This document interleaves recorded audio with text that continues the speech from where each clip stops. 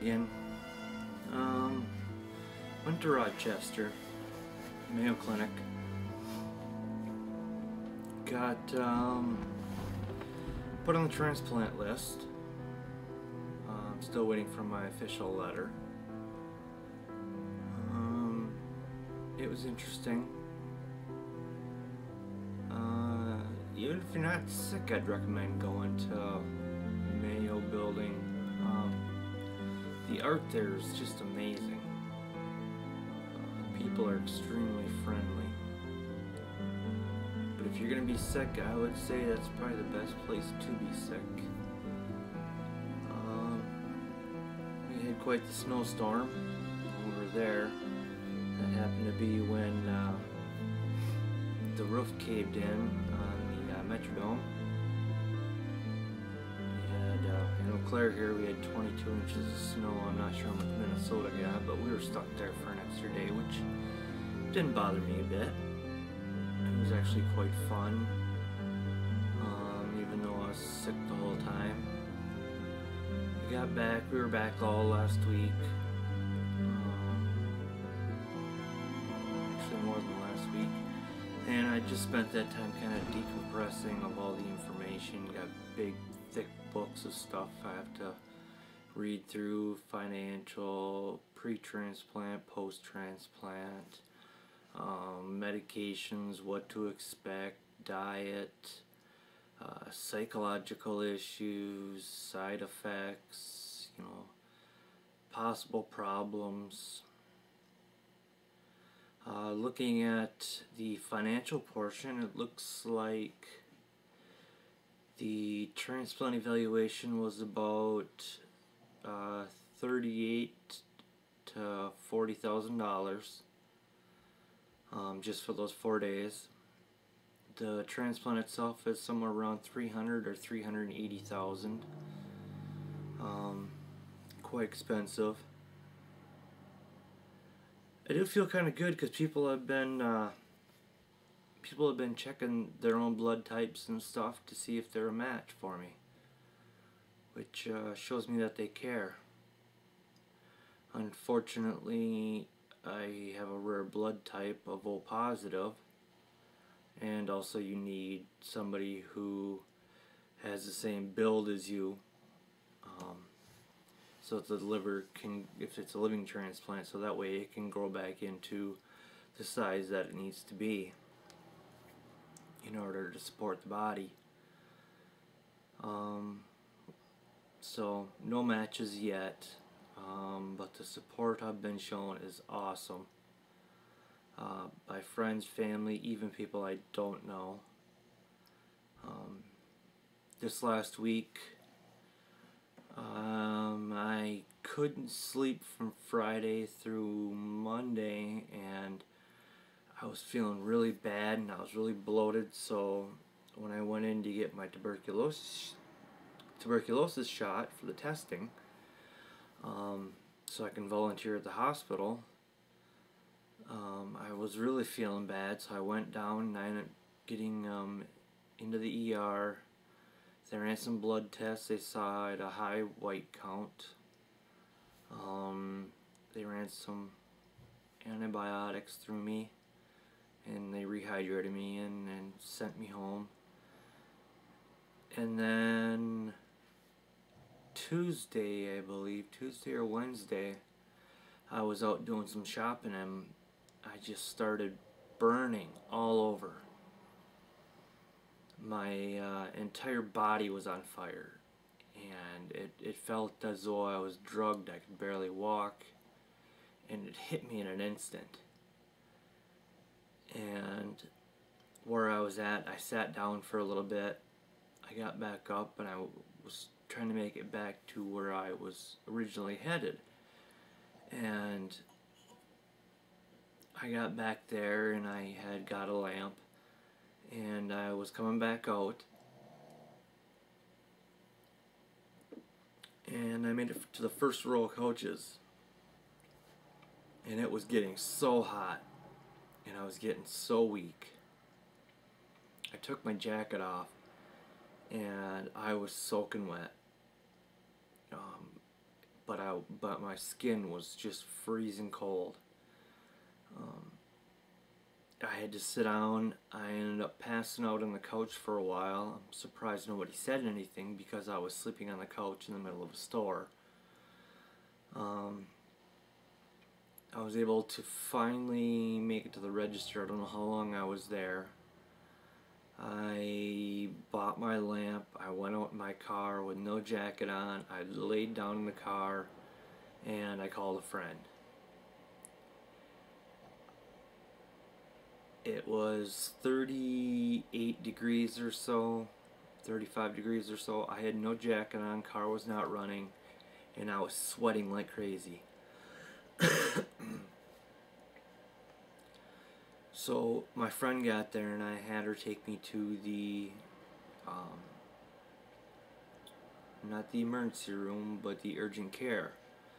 And I don't know how long we were there, I just know I was in a wheelchair.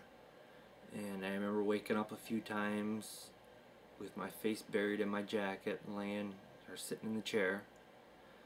And then they brought me over to the main campus, to the ER. I was admitted. I was put on antibiotics for a couple days because I had a high white count. They started checking my blood sugars to make sure I wasn't diabetic. But I was burning up. And I don't know how to explain it. All I know is when I sat down on that couch, the thought that ran through my mind was, this is it.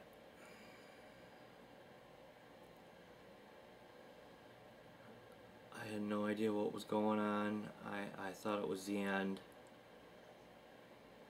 My whole body burned and ached like nothing I've ever felt before.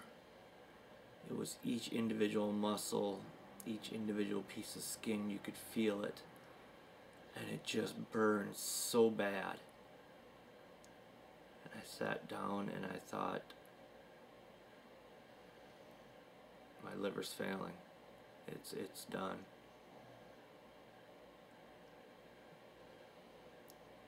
And at that point I should have been scared. But I wasn't. I did make it to the hospital. Got all kinds of marks on my arms now. I don't know if you can see them or not. Let's see if we put those up there.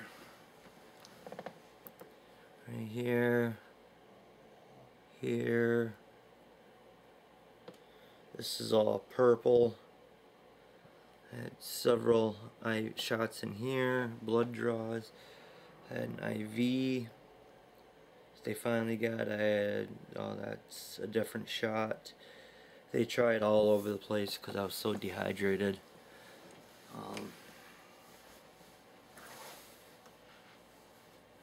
But they finally let me out. Yesterday. They didn't know what was wrong with me.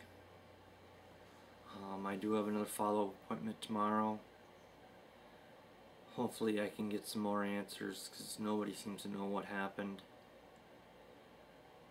All I know is it scared the shit out of me because I'm alone. If I hadn't had somebody to call, I would have had to call 911. And, you know, where I live, I am about 15 to 20 minutes from the hospital, which isn't that bad, but that's 15 to 20 minutes out here, 15 to 20 minutes back. I knew that day that I couldn't drive. I couldn't even see straight. I was lucky to even find my car, and my car was parked right in front of the door. I was so out of it. I've never in my life felt anything like that. It was like being instantly drunk, drugged, and set on fire. And it was as though I had ran up and down 1,000 steps 1,000 times. My legs could barely carry me, and I weigh 170 pounds. I don't remember urgent care because I slept the whole time. I slept through most of the ER visit, and then they put me in a room.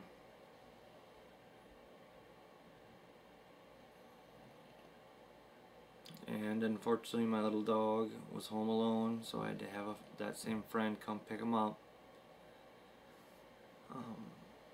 I'm lucky to have such a good dog. He doesn't deserve to be left like that.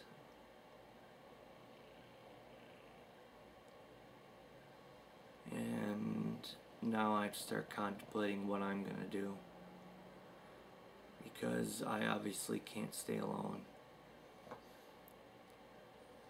If I do, I may fall asleep and not wake up.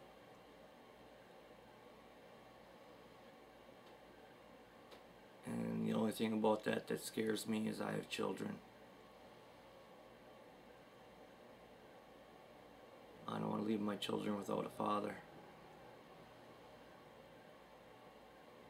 I'm not ready to say goodbye to my family yet either.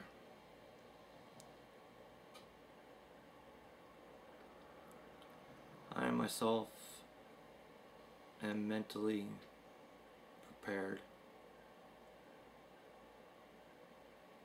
for whatever the future holds.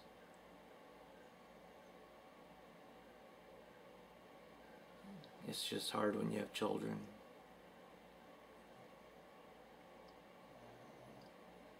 Even this little one laying over here snoring. Very tough. Tough. Come here. Come here, Tough. Come here. Come here. Come on. Yep, stretch. Come here. Oh, yeah. This little guy doesn't deserve it. He's been so good. Staying home by himself. Not making any messes, not getting into anything.